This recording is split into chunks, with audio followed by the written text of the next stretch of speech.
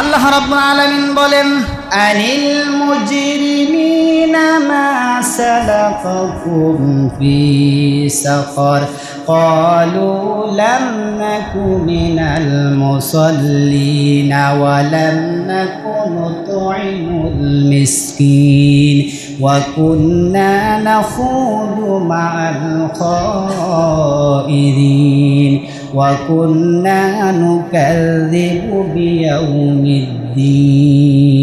চার প্রকার মানুষ আল্লাহ বলছেন যে আনিল মুজরিমিন, যখন মানুষ জান্নাত এবং জাহান্নামের স্থান নির্ধারণ করা হবে, জান্নাতীরা জাহান্নামীদেরকে দেখবে, জাহান্নামীরা জান্নাতীদেরকে দেখবে, তখন জান্নাতীরা জাহান্নামীদেরকে জিজ্ঞেস করবে, আনিল মুজরিমিন, তোমরা কোন অপরাধে এখানে বলছো, তোমরা কোন অপরাধে আজকে এখানে?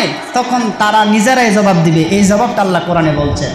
আল্লাহ তাআলা বলেন, তারা বলবে, মা সালাকাকুম ফি সাকর, শোনো আমাদের অপরাধ, শোনো আমাদের ভুল।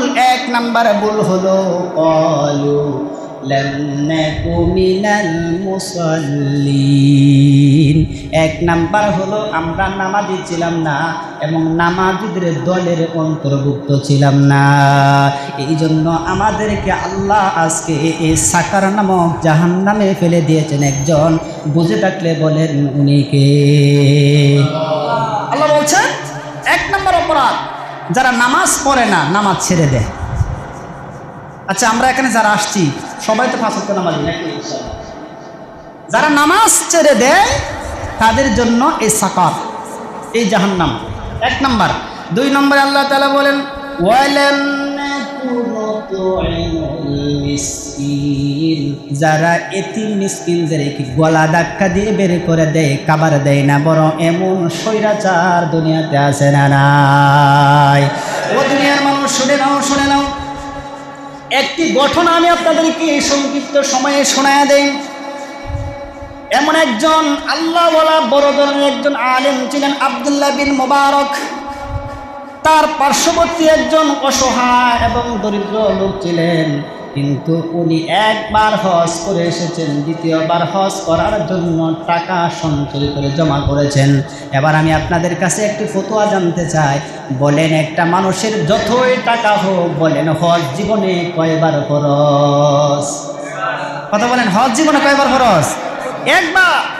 কিন্তু আব্দুল্লাহ বিন মুবারক এত বড় একজন আলেম ছিলেন, উনি একবার হজ করেছে, দ্বিতীয়বার হজ করার জন্য টাকা সংরক্ষণ করেছে, জমা করেছে। কিন্তু তার পাশে তার একজন অসহায় মানুষ খাবার পাচ্ছে না, সন্তানের মুখে খাবার তুলে দিতে পারছে না, তিনি এই কবর রাখে নাই।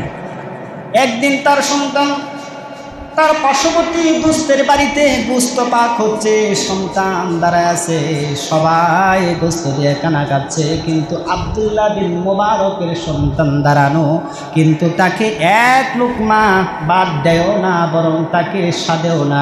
তখন আব্দুল্লাহ বিন মুবারকের সন্তান কাঁদতে কাঁদতে বাড়িতে চলে গেলেন, বিচার দিলেন। আব্দুল্লাহ বিন মুবারক তার বন্ধুর বাড়িতে আসলেন, সালাম দিলেন।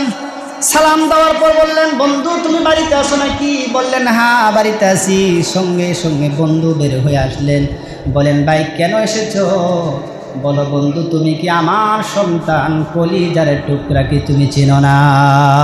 সঙ্গে সঙ্গে বন্ধু বললেন, হ্যাঁ চিনি, কিন্তু আমার সন্তান তোমার পাশে দাঁড়ানো, তোমার সন্তানের মুখে লুকমা তুলে দাও। বলো, আমার এই কলিজার টুকরা সন্তানের মুখে যদি একটা গোস্তের টুকরা তুলে দিতে, বলো আমার সন্তানের কলিজা ঠান্ডা হয়ে যেত কি যেত না?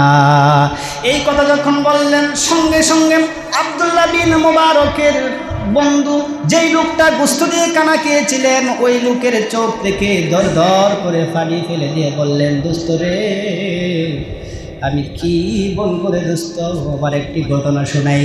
আমার 1 দিন আর 2 দিন না, আমার কলিজার টুকরা আব্দুল্লাহ, তখন 3টা বেলা খাবারের সময় হয়ে যা, বাবা বাবা বলে আমার সন্তান আমাকে ধরে চিৎকার মেরে কাঁধের জন্য কাঁদে।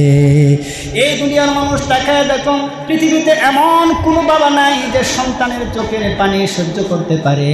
সন্তান যদি কাঁধের জন্য কেঁদে দেয়, বাবার শরীরের রক্ত বিক্রি করে হলো সন্তানের মুখে খাবার দিতে চাই কি চাই না? এই সন্তান 3 দিন ধরে আমার সন্তানকে খাবার দিতে পারি না বন্ধু। তখন বললে, আমার কাজও খুঁজে পাচ্ছি না। তখন রাস্তায় যখন আসছিলাম একটি মরা গরু আমি জমিনের পড়া অবস্থা দেখছিলাম, সেখান থেকে গোশ এনে আমরা খেয়েছি, কারণ আমরা জানি এটা হারাম। আর তুমি ধনী মানুষ, তোমার সন্তানকে হারাম জিনিস খাদ্য দিতে পারি না, এই জন্যই তোমার সন্তানকে দেয় নাই। দোস্ত, তোমার মনে যদি কষ্ট থাকে আমাকে বলো, কিন্তু আমি করেছি। আমি জানি তোমার সন্তানের পেটের ভিতরে হারাম খাদ্য ঢুকে না, আর আমি আমার সন্তানকে হারাম খাদ্য নিজের মুখে তুলে দিলাম। আমরা স্বামী স্ত্রী খাইলাম, তার কারণ হলো আমরা এই কষ্ট সহ্য করতে পারি না, সন্তানের মুখের খাদ্য দিলাম। এমন সময় আব্দুল্লাহ বিন মুবারক হজের জন্য যে টাকাগুলা জমা করে রেখেছেন ওই টাকাগুলা তাকে নিয়ে দিলেন। হজে যায় নাই, কিন্তু আমার আল্লাহ আব্দুল্লাহ বিন মুবারকের এই দানটাকে এত খুশি হয়েছেন, এত আনন্দিত হয়েছেন। আমার আল্লাহ আব্দুল্লাহ বিন মুবারকের চেহারাদারি একজন ফেরেশতা বানায়া আমার আল্লাহ হজের সম্পূর্ণ কাজ সমাধান করলেন।